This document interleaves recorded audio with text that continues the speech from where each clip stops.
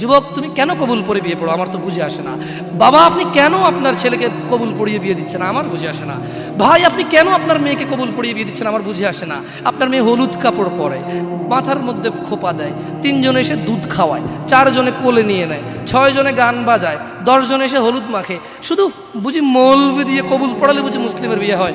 শুনুন, আপনার নবী মুহাম্মদুর রাসূলুল্লাহ সাল্লাল্লাহু আলাইহি ওয়াসাল্লাম কবুলের পদ্ধতি দিয়ে গেছেন, তাই কবুল পড়ায় মুসলমানের বিয়ে মনে করেন না। কিন্তু বাকি যেগুলো করেন এগুলো কার পদ্ধতি? কার? মিথ্যা কথা বলবেন না। হুজুর ডেকে খুতবা পড়ে কবুল পড়ে বিয়ে কার পদ্ধতি? আল্লাহর নবীর। এই গান কার পদ্ধতি? কেন করতেছেন? ওটা তো আপনার বিয়ের অংশ, বিয়ে না হলে তো বাজাতেন না। বিয়েকে কেন্দ্র করে যেমন কবুল বলছেন, বিয়েকে কেন্দ্র করেই তো গানটা বাজাচ্ছেন। কয়জন নবীর উম্মত আপনি? আপনার নবীর নাম কি? আই এম আস্কিং ইউ, আপনার নবীর নাম কি? আমার নবীর নাম মুহাম্মদ রাসূলুল্লাহ সাল্লাল্লাহু আলাইহি ওয়াসাল্লাম। Who is the messenger of Allah for you? আপনার জন্য আল্লাহর নবী কে? কোন নবীর সুন্নত পালন করলেন গান বাজিয়ে?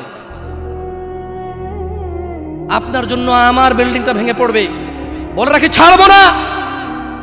আল্লাহ তুমি আমার ভাইদেরকে হিদায়াত দাও ইয়া আল্লাহ, ছাড়বো না। এই যে ভূমিকম্প হলো আপনার গান বাজনা বাজানোর কারণে। মুহাম্মদ সাল্লাল্লাহু আলাইহি ওয়াসাল্লাম কি মিথ্যা কথা বলে? কারা কারা হাত তোলেন তো যে মুহাম্মদ সাল্লাল্লাহু আলাইহি ওয়াসাল্লাম জানে না, মুহাম্মদ সাল্লাল্লাহু আলাইহি ওয়াসাল্লাম জানে না, এরকম কারা কারা স্বীকার করে?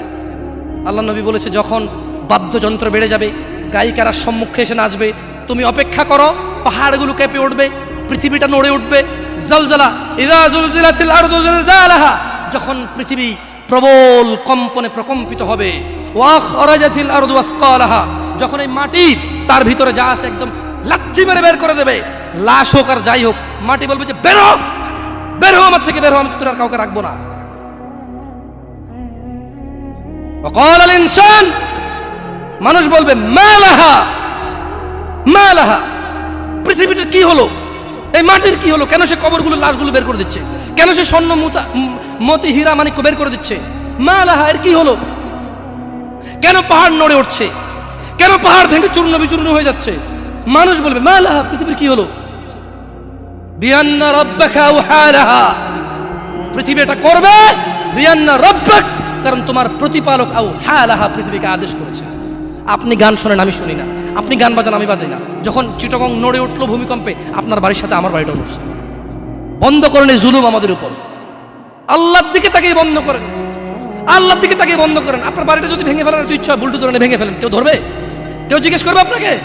আপনি গান বাজনা শুনে এভাবে পৃথিবীতে বিপর্যয় নিয়ে আসতেছেন।